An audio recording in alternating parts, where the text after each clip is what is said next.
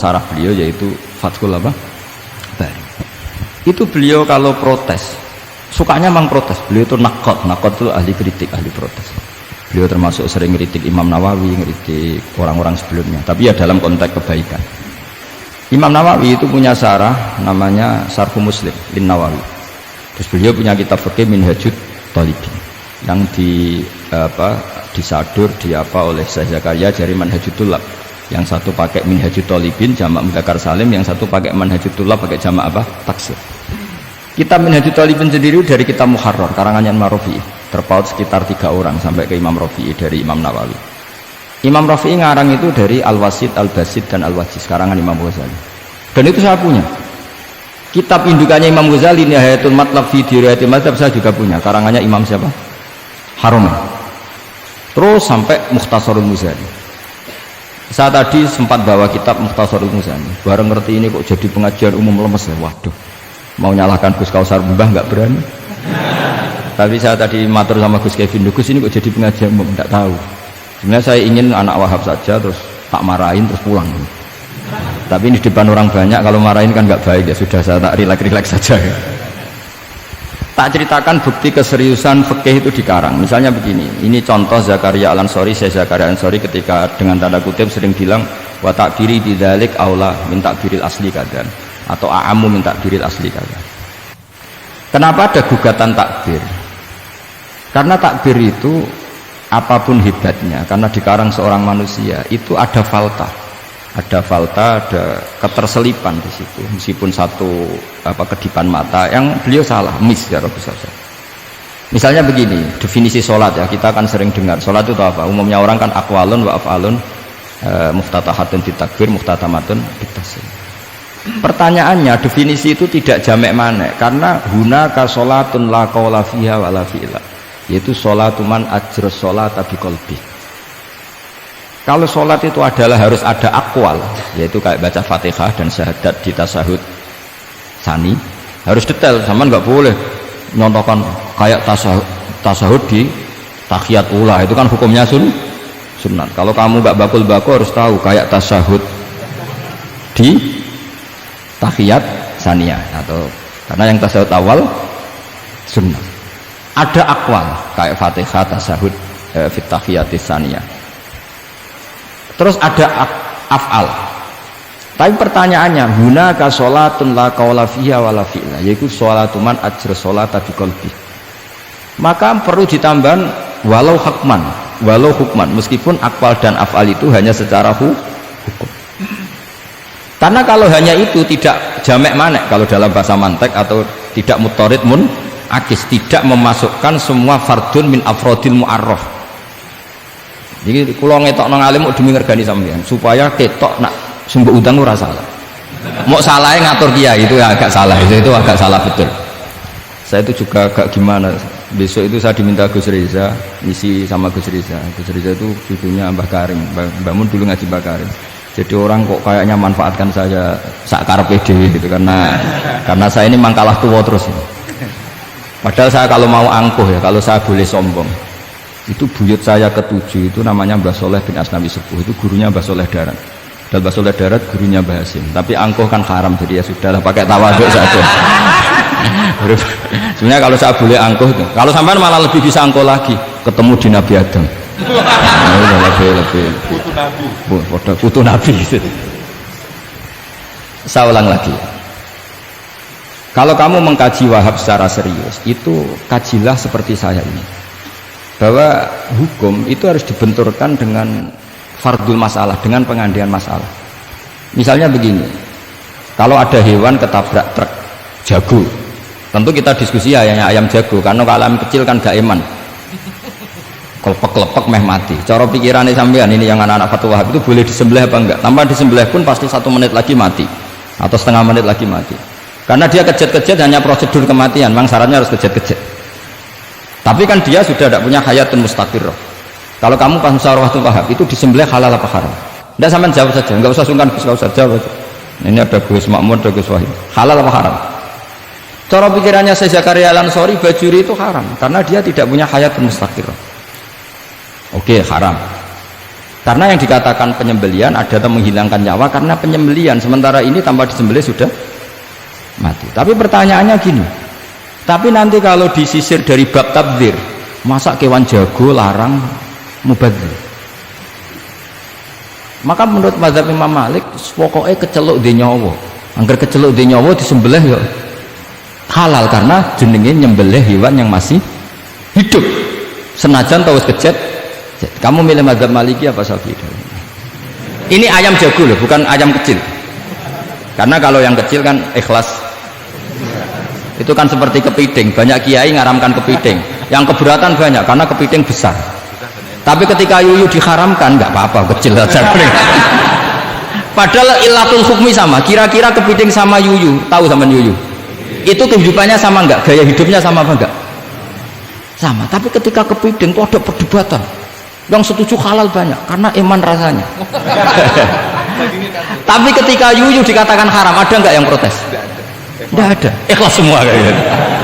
Ini ahli fikih apa ahli nafsu gitu.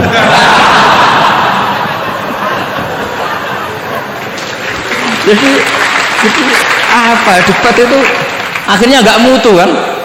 Coba kehidupannya kepiting sama yuyu itu sama apa enggak? Sama. Kenapa kepiting mukhtalaf alaih kalau yang yuyu hampir semua kiai meyakini haram? Kenapa? Sama. Saya itu pernah betul ngalamin, saya mau pas jalan-jalan sama putri saya ada ayam jago ditabrak truk. Sudah kejet-kejet, tanya orangnya, Gus ini halal enggak? Saya bilang untuk kamu halal. Lama-lama orangnya penasaran, kok untuk kamu, untuk hukum kok ada untuk kamu untuk... Hanya tanya, gak Gus mestine iku piye? Kon tak haramno ya ora siap wong kon iman nggih Gus bener. Ya misale cara jenengan. Aku kiai kurang pegawean tapi ya mangan pitik kejet-kejet aku. Tapi ini logika ya, logika yang dibangun fikih. Fikih itu kalau bangun kaidahnya gampang. Fikih itu gampang sekali karena sesuai fitrah manusia. Misalnya fikih itu kadang saya baca itu ya tertawa. Coba orang wajib mandi karena keluar mani. Ya sudah keluar mandi wajib mandi. Sebetulnya keluar anak itu tidak ada hadisnya, nggak ada dalilnya. Tapi wajib mandi orang nifas itu karena mengeluarkan anak. Itu orang-orang fikih yang masih asli itu kalau bilang ya li anal walada maniyun munakidun. Ya kadang-kadang sembrono. Ya enteng saja. Mbah jenengan tak nonton tenan ngendikan gitu. Li anal walada maniyun munakidun. Jadi sampean itu ya maniyun munakidun. Jadi khurujul mani itu ya punya far'ul hukmi yaitu khurujul walad. Sama-sama yujibul wusla. Karena sama-sama apa? Maniun batin mbah tak nut-nut tenan kok terus ini ajak guyon apa piye gitu. Dan ulama itu memang rileks. Ketika Syekh Zakaria Al-Ansari membela mazhab Syafi'i yaitu dalam konteks tahur. Kita tahu kan kalau ghafir itu mengampuni, kalau sering mengampuni disebut ghafur. Syakir orang yang terima kasih, kalau sering syukur disebut syakur. Sehingga rata-rata sifatnya Allah itu ikut sifat mubalaghah. Wahhab, faul ya. Ya kan itu aturannya gitu kan, fa'alun aw mif'alun aw fa'ulu fi kasratin an fa'ilin badil. Nah, logikanya kalau wa anzalna minas sama'i ma'an tahura, artinya kalau nak maknani gini, wa anzalna lan nurono ingsun Allah minas sama'i sange langit, nurono ma'an ing banyu tahuron kang iso nyucikno bolak-balik. Karena faul adalah untuk lil kasroh atau lil mubah, harusnya nggak ada mustakmal. Maka saya sering kadang balelo nggak ada mustakmalan karena wazannya faulan tohuron. Tapi Imam Zakaria Al-Ansari, Syekh Zakaria Al-Ansari bela-bela madzhab Syafi'i, kata beliau ya'ti faul bima'nal alat kayak sahur lima itas saharubi. Tapi ya agak-agak takalluf, agak-agak apa? Termasuk takallufnya lagi Syekh Zakaria Al-Ansari, atau faul bima'na takrir atau mubalaghah fi udwin wahid. Di sini biasanya baca udwin apa udwin, tidak tahu saya, pokoknya bacanya 2 kali gak apa-apa. Umumnya apa? Udwin ya? Ya sudahlah, ikut partai sampean saja. Saya ini agak grogi, saya pakai madzhab peloso harus ikut guru apa madzhab sarang yang nggak harus ikut tapi akhirnya salah, tidak tahu saya. Karena kata Mbah Mun gitu kalau membela diri, nak ngaji ning peloso Lirboyo murid kudu maknani. Ya apik ben murid roh makna. Tapi nak sarang gak oleh dimaknani. Kesarang ketika dinyak al ilmu sayyidun wal kitabatu qaiduhu qayyid apa suyudaka fil hibalil wasiqa, kata iya tapi nak naline kakean ya mati padha. karena itu jadi itu guyonan ya, guyonan manhaj. Ini sudah saya sama ini koalisi yang baik, karena saya punya mazhab sarang, saya punya mazhab pelosok, harus sama-sama konsisten dengan mazhab masing. Nanti di mahsyar nanti kita ketemu siapa yang ahli Fathul Wahab, siapa yang ahli Bako.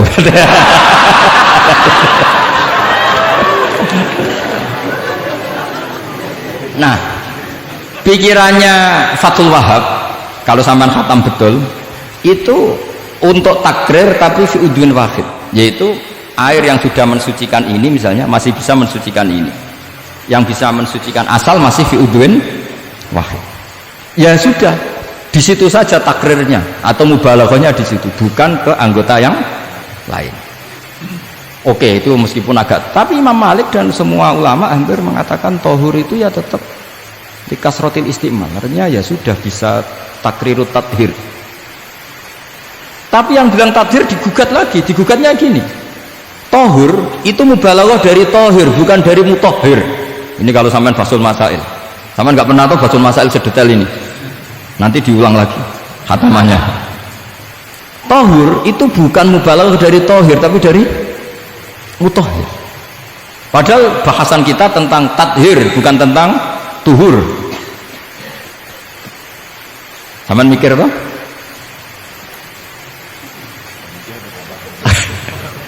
Nggak usah dijawab apa diterangkan?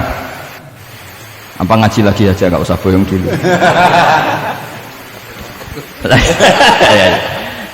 Nah, kemudian akhirnya ulama mulai mikir bahwa lama nalit tohiriyah ilah dengan fungsi tohuriyah, tidak ada gunanya disetatuskan suci kemudian tidak berakibat mensucikan, karena ini air masih murni ma'un mutlaq, kecuali kayak teh kopi berstatus suci tapi tidak mensucikan. Tentu ma'an tohuro di konteks itu adalah tohir mutohir, karena contohnya air mutlak bukan kopi. Berarti meskipun tohur itu dari mubalaghah tohir tapi maknanya mutohir, itu perdebatan. Akhirnya apa? Orang itu menjadi cerdas, terutama di era Ibnu Hajar Al-Haytami, karena beliau ahli fikih. Beliau itu cerdasnya Masya Allah. Tapi apapun itu, beliau tetap manusia. Kecerdasannya kadang berlebihan dalam aturan yang dipatok mazhab Syafi'i, termasuk mensyaratkan Jumatan harus orang 40. Sekarang pertanyaannya gini, sama tak beri pertanyaan, harus bisa jawab. Meskipun salah, nggak apa-apa. Saya butuh jawaban, nggak butuh benar. Karena sudah tahu, mesti agak salah itu, nggak apa-apa. Ketika ada satu kampung yang orangnya tidak sampai 40 dan mereka ingin Jumatan, menurut kamu itu harus Jumatan? Apa boleh Jumatan? Apa harus zuhur? Apa ya Jumatan ya zuhur? Masyarakat nggak mau biasanya. Tidak, harus Jumatan. Boleh tidak Jumatan? Apa harus zuhur? Apa nggak perlu ada hukumnya? Ben karepmu. Nah, di kitab-kitab I'anatul Thalibin, Sayyid Abi Bakar Sato itu beliau ngendikan kamu harus tetap Jumatan meskipun jumlahnya belum 40. Karena apa? Madharat tarkil Jum'ah itu lebih ngeri ketimbang mensyaratkan 40 yang asal usul dalilnya itu tidak jelas. Imam Ahmad bin Hanbal kalau ditanya apakah Jumatan harus 40, itu ghadiban sadidan, marah besar. Lam yarid fil adat nasun, tapi nggak ada dalam adat Jumat dan nas. Imam Syafi'i itu hanya asumsi, biasanya wong 40 mesti ono waline. Tapi potongan-potongan gini meskipun sebanyak ini kan enggak, sampean menjamin enggak kalau ada 200 orang ada walinya ini? Dulu itu 40 orang pasti ada walinya, sekarang buat 1000 enggak ada jaminan ada wali. Dulu itu ada 2 wali, yang satu rokok, dikritik sama yang enggak rokok. Mosok pangeran dikebuli katanya karena tapi wali rokok ini ahli tauhid, Allah laisa bimakanin katanya. Saya tidak tahu ini jadi ya kacau. Wali itu kalau sudah debat itu bener mana? Yang satu goslo wali kok rokokan pangeran kok dikebuli, yang satu bilang apa? Allah laisa bimakanin. Bisa teruskan. Jadi perdebatan di fikih itu sebetulnya semuanya itu rasional. Karena fikih dibangun di bawah qaidatul fikih, qawaidul fikih dan usul fikih, dan semuanya itu muktabas atau multamas atau makhud min Rasulillah Shallallahu Alaihi Wasallam. Sekarang saya beri satu analogi. Pernah ada satu kejadian Rasulullah Shallallahu Alaihi Wasallam menghentikan la yusolliyanna ahadukum illa fi Bani Quraidah.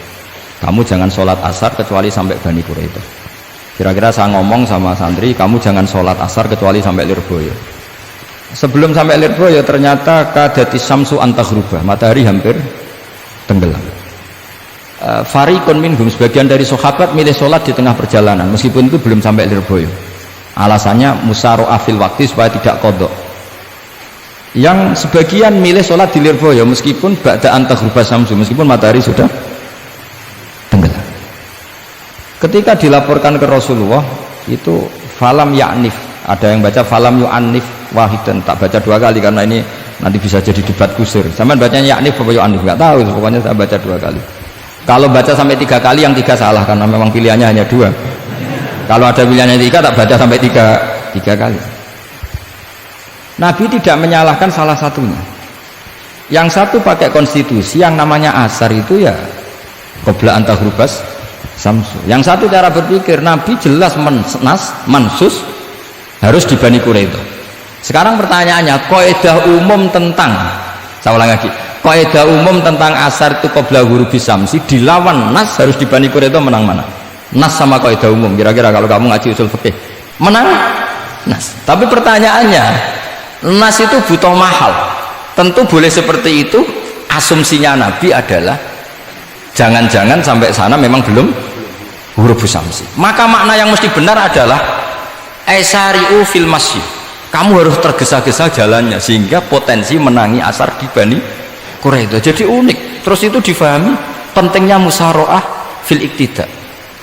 Jadi kalau anut Kanjeng Nabi harus musyaro'ah. Nah, musyaro'ah ini pula yang menjadi basis fikih. Makanya ulama dulu kalau ngarang fikih itu gampang sekali. Kalau orang tidak paham aja nggak bakat wali. Karena fikih itu gampang sekali. Bagi yang gampang maksudnya, sama tidak usah itu.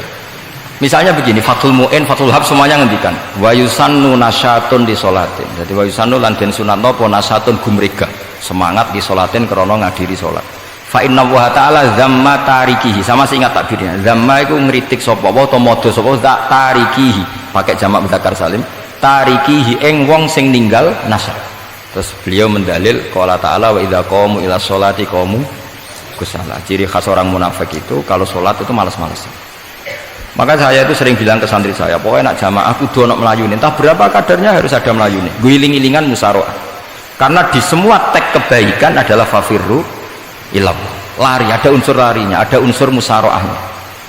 Nah, lalu lama-lama mengatakan makna hadis ini yang mesti adalah pentingnya musyaroah. Nggak perlu berdebat tentang boleh nggak sholat qabla usul neng Quraidah atau tidak. Tapi harus, karena begini, yang mesti salah begini, ternyata kayak melakukan santai-santai ngopi se, rokok se, jagungan se. Nabi kira-kira bisa maklumi enggak ketika cara jalannya seperti itu kemudian matahari terbenam? Karena ini yang pasti salah. Paham ya? Karena enggak sampainya sana karena salahnya sendiri, ngopi se, santai se. Lah itu namanya fikih. Jadi fikih itu dari analisis yang normal. Makanya saya sering sekarang akhir-akhir ini sering kampanye kitab Sajaratul Ma'arif, dan itu saya serius dengan kampanye itu karena dikarang oleh Sultanul Ulama.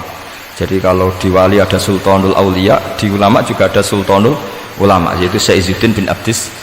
Itu kalau ngarang fikih itu gampang sekali. Saya punya kitab beliau Qawaidul Ahkam. Beliau ketika cerita kenapa harus ada sholat dihormatil waktu, beliau rangkanya enak sekali. Kalau santri sarang, Lirboyo atau Peloso atau santri mana saja, biasanya kalau pergi ke terminal, yang di terminal itu kan nggak layak, apalagi ya dulu nggak layak, pokoknya kalau pipis itu pasti kena najis lah celana.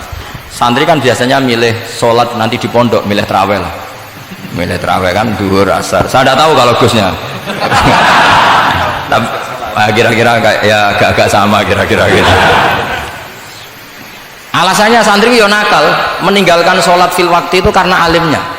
Kan sholat dihormati wajib iadah, ngapain daripada wajib iadah mendingan tidak usah sholat. Jadi ilmu itu tuh bermata dua. Rata-rata yang sudah tahu wajib iadah milih sholat apa milih ndak? Ndak, potongan-potongan rai gini tuh. Ndak, kira-kira aja milih ndak kan, karena tahu wajib iadah. Tapi nanti setelah sampean alim dan bakat jadi wali dan sampean belajar kitab Qawaidul Ahkam, itu pasti milih sholat. Saya semenjak belajar kitab itu ya milih sholat, tapi tidak usah dimafhum apa dulu tidak sholat, tidak usah seperti itu mafhum yang salah itu, yang berbasis suudzon. Jadi mafhum seperti itu salah, ya masalah itu, suudzon itu masalah. Kata saya Izzuddin bin Abdissalam memberi penjelasan kenapa harus sholat dihormatil waktu, karena khotorun najasah, bahayanya najis atau ritsun najasah, kotorannya najis itu layafi, kalau dibaca ritsul layafi dengan pentingnya sholat, karena butuhnya Allah, butuhnya malaikat. Kalau boleh dibahasakan butuh ya dalam ilmu fikih kan dibahasakan gampang saja, ada orang sujud di waktu yang diwajibkan sujud, sehingga diabaikan syarat sholat itu harus toharatul badan wa sahubi dan wal makan. Kok kira pantas ono waktu sholat kemudian la tasjudu fil waktu sajdah.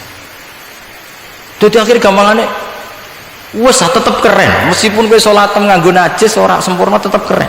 Piye-piye cara didelok malaikat kok dhuwur wis keceluk sujud, keceluk musolli. Daripada kowe misalnya asar gak sholat alasanmu celanaku najis, maghrib ora sholat, terus jari malaikat berkhataman Wahab kok kelakuane ngono kan gitu ya. Karena malaikat itu delok kok dhuwur, bablas asar, bablas maghrib, bablas isya, meskipun sampean punya alasan nanti menisan di rumah atau di pondok, tapi ini kan melewati waktu yang harusnya ada sujud. Sehingga dalam syarat jamak takhir misalnya apa, kamu harus niat akan jamak takhir di waktu sholatil ula, biar ada bedanya tarku karena sembrono dengan tarku yang karena ingin mentakhir.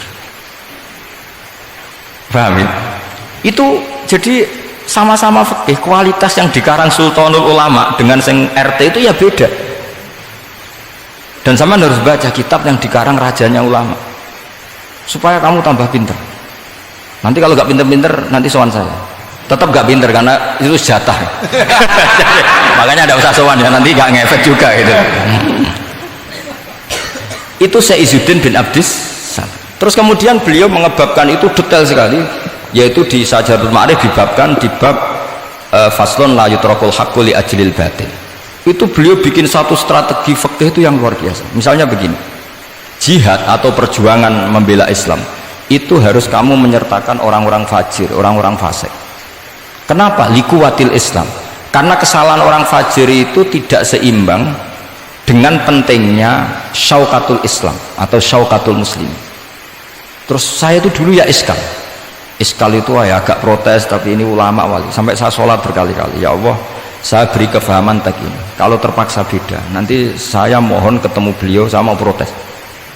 Sama nggak usah tahu caranya ketemu wali-wali yang sudah meninggal, nanti kalau sudah jadi wali tahu sendiri, jadi tidak usah tanya. Akhirnya saya sholat dan akhirnya faham tanpa ketemu, karena saya bayangkan ketemu ya lebih sulit, mendingan minta faham timbang minta ketemu. Logikanya begini, misalnya nyun sewu kita di Daril Harbi, bayangkan kita di Daril Harbi atau zaman Indonesia dijajah Belanda. Saya ulang lagi ya, dalam konteks jangan sekarang, contohnya sekarang nggak perlu perang, zaman dijajah Belanda. Kita misalnya milih pasukan Hizbullah dan Sabilillah selektif, yang sholatnya benar, yang puasanya benar, yang toharohnya benar. Kira-kira dapat pasukan berapa coba? Nggak, jawab saja. Kan hanya dapat pasukan sedikit. Sementara misalnya Belanda bisa pasukan banyak karena tanpa seleksi. Di sini nih hebatnya Rasulullah SAW. Kata beliau, wal jihadu madin mundu ba'atsan ya Allah ila yaumil qiyamah, sampai ila ayyuqatila akhiru ummati ad-dajjal la yubtiluhu jawru jairin wala adlu adilin. Sebagian riwayat langsung wal jihadu tetap wajib bun alaikum ma'akul libarin wa fajirin. Nah, penjelasan Nabi kenapa kita harus berjuang mengawal Islam meskipun harus ma'akul libarin wa fajirin. Ya kalau di isim fa'ilnya umumnya guru-guru kita baca barin, tapi untuk masdarnya, untuk kebaikan bacanya apa? Birun. Nanti kamu protes, oh barun itu daratan Gus, kalau birun itu kebaikan. Aku itu macaku kamus luwih suwi, bocah kok sembrono. Saya ini karena meneliti kiro asapa, jadi insya Allah kalau masalah lughot itu saya sudah bukan sawir lagi fatul wahab, sudah di atasnya itu. Sampai tidak usah tersinggung, biasa aja maksudnya. Karena ini kompetisi, kalau sampai nggak cocok ya harus bersaing, jangan geremeng tok. Gus Pak sombong, enggak ada usah bilang gitu, saingi saja. Makanya saya terkenal alim itu seneng, karena senengnya itu tadi, yang ngidolakan saya ingin ikut, yang hasut kompetisi, jadi seru. Jangan yang hasut nyantet, wah itu gak fair itu. Itu gak fair, wah itu pasti ngadepi langit gitu. Nanti urusannya sama Allah itu. Gak sama saya, langsung sama. Saya ulang lagi ya. Ilmu itu harus dianalogi dengan fikih, dilogika dengan fikih, dikiaskan dengan fikih. Sekarang misalnya ada orang sok ikhtiyat, wah perang kok ambek wong fasik gak enak gini-gini, wong fasik perilakunya gini-gini. Pertanyaannya adalah, kalau kita nyeleksi hanya orang soleh, kita dapat pasukan berapa? Misalnya zaman kita melawan Belanda. Sama sekarang kita ngawal pembangunan masjid, kadang yang nyumbang gak sholat, kadang yang nyumbang yang sewu hasil korupsi, kadang yang nyumbang orang-orang yang cara muamalah babal kedua. Itu coba kalau kamu tolak, potensinya gini, ini oke, sekaligus PR. Saya berkali-kali nyontohkan ini, sampean boleh tidak setuju, tapi nanti menghadapi saya di akhirat, tidak di dunia, di akhirat. Nanti kita sowan Allah bareng-bareng, bener siapa? Lu saya tidak main-main, karena ulama dulu, sampean lihat di Mu'in di Fathul Wahab, kalau sudah ngendikan ulama, wahadha madhabun al-qawwahabi, ini madhab yang saya siap ketemu Allah. Jadi ukuran madhab benar itu bukan diputuskan di Sawir Fathul Wahab, tapi madhabun sing al-qawwahabi, madhab yang saya ketemu Allah dengan madhab itu. Misalnya gini, ada orang fasik lewat di depan saya, punya uang 1 juta. Delalah pas itu qadhafallahu fi qalbihi hubbal ulama. Pas itu delalah beliau senang ulama, terus bilang gini, Gus Pak, uang ini tak kasihkan kamu 1 juta. Dia fasik, misalnya terkenal syaribul khomri. Saya ini menurut pertanyaan saya, ini jawab saja. Kamu salah nggak apa-apa. Wajib menerima apa, haram menerima apa, bebas, mubah. Ayo milih di polling. Nggak usah sungkan Gus Kausar. Ini beliau-beliau posisi senior, milih nerima apa nolak, wajib apa sunat, sunat apa wajib. Nah logika harus terbangun begini, kalau kamu terima maka akan dicibir. Malam di Fathul Wahab juga duit saya kok gelem, bolak-balik nak duit gelem aja. Itu juga masalah kan, kiai latihan jatuh kan, artinya posisinya ada mantep-mantep amat. Udah kadung keramat itu. Sama jangan niru saya, aman udah itu. Bayangkan sampean yang latihan nyai itu. Tapi pertanyaannya kalau sampean tolak, terus ista'ana bihadhihi darahim lil maksiyah. Tak kena kiai ra gelem, tak kena demenanku. Dan hari itu andaikan dia tidak punya uang 1 juta, dia tidak bisa kedemenannya. Gara-gara sampean tolak, dia punya alat untuk maksiat lagi. Kalau seperti ini jadi haram apa wajib? Loh, berarti sampai harus gak jawab anut aku. Artinya sampai jawab kan terprovokasi saya kan? Terprovokasi narasi. Terprovokasi narasi. Itu kriminal untuk calon ulama gitu, itu nggak boleh. Nah, logika ghanimah kira-kira seperti itu. Ghanimah itu normalnya haram. Normalnya haram karena ghanimah itu min amwalil kufar. Dan notabene amwalul kufar adalah bukan sekedar mukhtalithah, aksaruha mungkin minal haram. Tapi kenapa ghanimah dihalalkan di hadil ummah? Makanya Nabi ketika ngendikan u'titu khamsan lam yu'tahunna nabiyyun qabli, termasuk beliau menyebut wa ukhillat li al-ghanaim, termasuk saya 5 hal yang Nabi sebelumnya enggak dikasih, saya dikasih. Di antara beliau menyebut wa ukhillat li al-ghanaim, ghanimah itu halal untuk umatku. Itu kan kenapa Nabi menyebut itu? Karena normalnya ghanimah itu haram karena min amwalil kufar. Tapi kenapa dihalalkan? Saya pernah ditanya seorang dosen, kenapa itu halal Gus? Saya itu kok nggak nyaman, karena ini jenis orang ikhtiyat. Terus saya bilang gini, andai kan kamu digarong sama garong, kemudian garong itu bawa senpi, bawa pedang, karena kamu merasa itu tidak milik kamu, monggo gadani jenengan betul malih.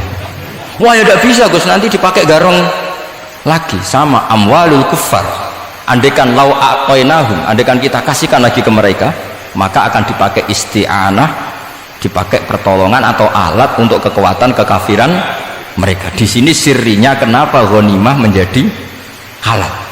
Tapi kenapa Nabi sebelumnya kok dikatakan haram? Karena logikanya memang haram. Itu hebatnya Allah SWT sama para kekasihnya.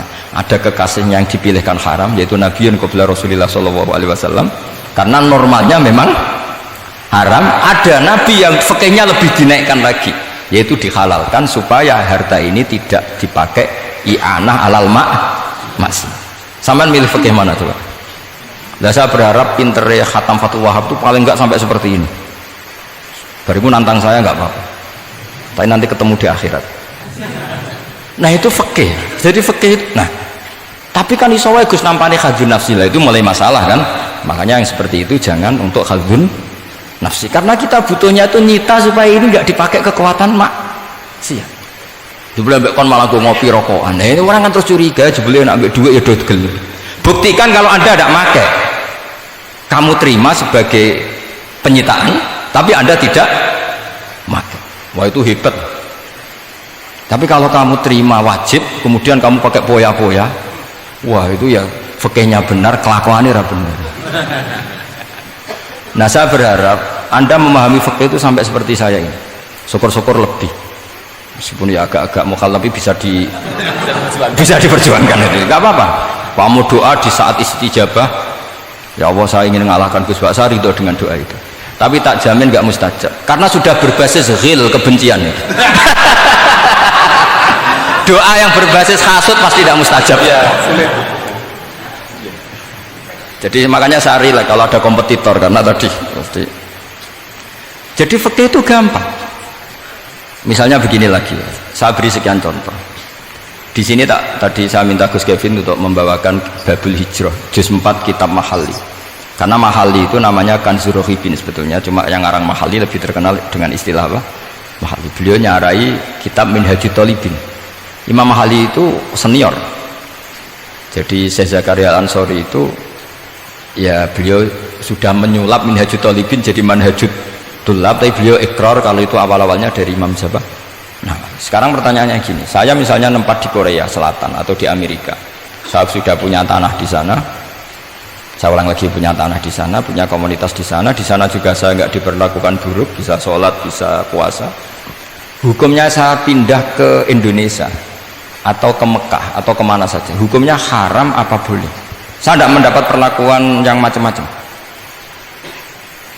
Kalau saya disakiti dan dipaksa menjadi kafir, maka wajib hijrah. Kalau nggak ada pemaksaan itu, kira-kira hukumnya gimana?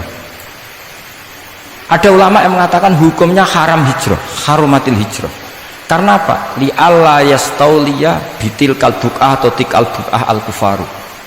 Karena sebetulnya kamu tidak dianggap sekedar pindah ke Indonesia, tapi membiarkan tanah yang dulu kamu pakai sujud, tanah yang dulu kamu pakai sholat, tanah yang sudah menjadi komunitas muslim menjadi komunitas kafir. Berarti dianggap pembiaran. Itu fikih. Jadi fikih itu logikanya sebetulnya normal. Maka seperti ini, saya masih ingat betul pernah didhawuhi Mbah Mun ketika di Madinah. Nak zahiri hadis ya, itu Sayyidina Ali itu ya ono salah ya. Enggak salah loh redaksinya, ono salah. Mergo Nabi sering muji wal Madinatu khairun lahum law kanu ya'lamun. Madinah adalah kota terbaik. Sataftahuna kadza wa kadza, Nabi apa gitu. Tapi Nabi selalu ngendikan wal Madinah khairul.